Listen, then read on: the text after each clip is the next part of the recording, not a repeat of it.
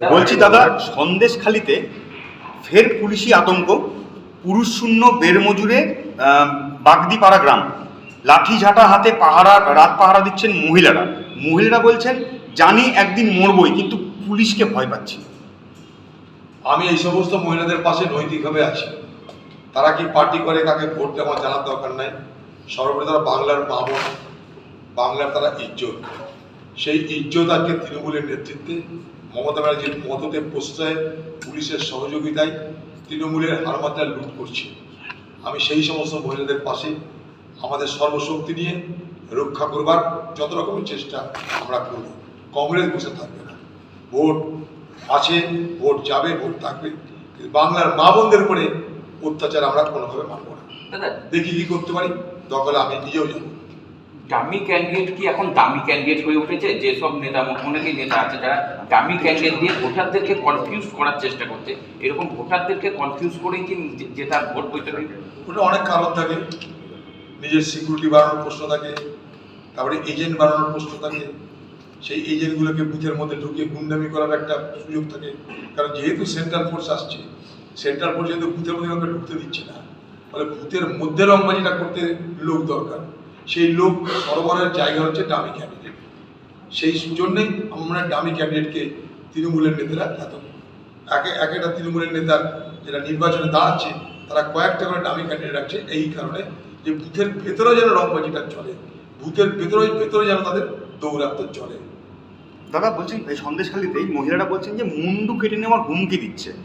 ভোটের পর কে বাঁচাবে? হুমকি দিচ্ছে তৃণমূল, অভিযোগ তুলে ফের সন্দেশখালিতে বিক্ষোভ। ওখানে না, ভোট হয়ে যাওয়ার পর, কেন্দ্রীয় বাহিনী যাওয়ার পর এই বাংলায় অবশ্যই আরেকটা সংঘর্ষ হবে। কারণ তৃণমূল এই বাংলায় এবার ধরাশায়ী হতে চলেছে। স্বাভাবিকভাবেই তৃণমূলের নেত্রী মমতা ব্যানার্জি, যিনি প্রতিহিংসা রাজনীতির বিশ্বাসী, তিনি প্রতিহিংসা রাজনীতি তো করবেনই। তার জন্য সকলকে প্রস্তুত থাকতে হবে। নির্বাচনের সময় হয়তো কেন্দ্রীয় বাহিনী চাপে বা কেন্দ্রীয় বাহিনীর তৎপরতায় যা কিছু তাই করতে পারছে না, তাই তাদেরকে হুমকি দেখাতে হচ্ছে, যাতে নির্বাচনটাই এখনো পর্যন্ত তৃণমূল বাঁচার রাস্তা খুঁজে পায়। তৃণমূল এই বাংলায় মানুষের কাছে আজ তৃণমূলের সম্পর্কে মোহভঙ্গ পূর্ণ হয়ে গেছে। তাই মোহভঙ্গ হয়ে যাওয়ার পর তৃণমূল বুঝতে পারছে এই বাংলায় তৃণমূলের আগামী ভবিষ্যৎ ঝরঝরে মানে অন্ধকার। এবং আমি বললাম, নির্বাচনের পর, ফলাফলের পর এই বাংলায় তৃণমূল দল ভেঙে হু হু করে কংগ্রেসে যোগদানের হিড়িক বাড়বে। আমাদের তার জন্য এখন থেকে প্রস্তুতি নিতে হচ্ছে। আমাদের অনেক নেতাকর্মী বলছে, দাদা তৃণমূলের লিস্টটা আসবার আগে একবার দেখাবেন, কারণ কাকে নেওয়া হবে কাকে না নেওয়া হবে সেসবটা আমাদের মতামত নেবেন। প্রচুর তৃণমূল আর পাঁচ দলে যোগদান করার জন্য প্রস্তুতি নিচ্ছে। দাদা বাংলাকে কাংলা বলে এবার তুলনা করছেন মিঠুন চক্রবর্তী, বাংলাকে কাংলা কাঙালেন। আমরা কখনো বলি এটা, মিঠুন বলছে বড় কথা নয়। কাঙালটা বানাচ্ছে তো তৃণমূল নিজে না। যা মোদি করে তাই দিদি করে। মানুষের দারিদ্রতাকে, মানুষের অভাবকে পুঁজি করে তারা মানুষেরকে ভোট খরিদ করতে চায়। কেউ সাম্প্রদায়িকতাকে তাস করে, কেউ অভাব অভিযোগকে তাস করে। অভাব বা তাদের যে দারিদ্রতা সেটাকে তারা পুঁজি করে। না তো কথা বলার কি মানে আছে যে আমি আছি তাই তোমরা লক্ষ্মীর ভাণ্ডার পাচ্ছ? কথা বলার মানেটা কি? তারা মনে করে বাংলার মা বোনেরা কাঙাল, তারা অভাবী, তাদেরকে লক্ষ্মীর ভাণ্ডারের প্রলোভন দেখিয়ে ভোট করানো হোক। কিন্তু লক্ষ্মীর ভাণ্ডারের পয়সাটা কি করে আসছে? সে তো মানুষেরই টাকা। একটা সরকার সে তো নিজের পকেট থেকে পয়সা দেয় না, মানুষের ট্যাক্স দিয়ে সেই ট্যাক্সটাকে বন্টন করে। তার থেকে লক্ষ্মীর ভাণ্ডার ভারতবর্ষের বহু রাজ্যে আছে।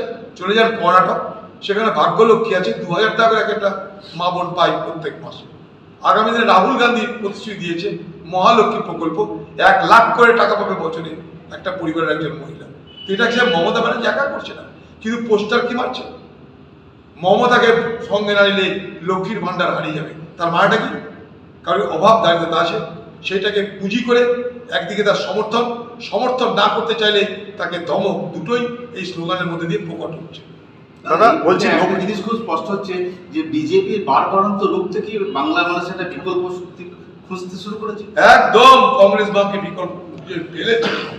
এই যে মিল্টন পাশে বসে আছে বীরভূম, এমপি আগামী দিনে অন রেকর্ড হয়েছে। এই মিল্টন আগামী দিনে বীরভূমের এমপি লিখেলাম। তার মানেটা কি? তার মানেটা মমতা ব্যানার্জির হাল বেহাল। তৃতীয় শক্তির সন্ধান মানুষ পেয়ে গেছে। একদিকে চোর জোচ্চর, আরেকদিকে সম্প্রদায়। দুই শক্তির মাঝে কারা? দুই শক্তির মাঝে কংগ্রেস বাম। দাদা, তাই আমি আগেই বলেছি আপনাদের জন্য অনেক সারপ্রাইজ অপেক্ষা করছি, অবাক হওয়ার অনেক কিছু অপেক্ষা করছি আপনাদের জন্য। দাদা বলছি, লোকসভা ভোটে আসন সমঝোতা না হওয়ায় আইএসএফ এর ওপর দায় চাপালেন মোহাম্মদ সেলিম। বললেন জোর ধরে রাখতে বাম কংগ্রেসের তরফের চেষ্টার ত্রুটি ছিল না।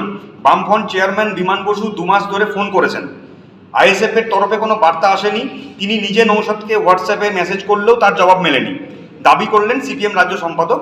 গতকাল তিনি যাদবপুরের প্রার্থী সৃজন চক্রবর্তীর সমর্থনে ভাঙড়ে প্রচারে গিয়েছিলেন এবং সমঝোতা না হয় তিনি আইএসএফকে দায়ী করেন। দেখুন, আইএসএফের সঙ্গে কোনোদিন আমাদের সমঝোতা ছিল না। যখন প্রথম আমরা সমঝোতা করে বামেদের সঙ্গে ভোট করি তখনও আইএসএফের কথা এসেছিল। আমি তখন প্রত্যাখ্যান করেছিলাম, মনে করে দেখুন 2016 সালে তখন আমি প্রত্যাখ্যান করেছি, আজও প্রত্যাখ্যান করেছি। কোনোদিনই তাদেরকে আমরা সমর্থন করিনি। কিন্তু যদি আইএসএফের পক্ষ থেকে ডায়মন্ড হারবারে অভিষেক ব্যানার্জির বিরুদ্ধে দাঁড়ানো হতো, খোকাবাবুর বিরুদ্ধে কেউ দাঁড়াতো, তাহলে আমরা বলেছিলাম যে আমরা প্রার্থী দেবো না। সেটাও তারা করেনি।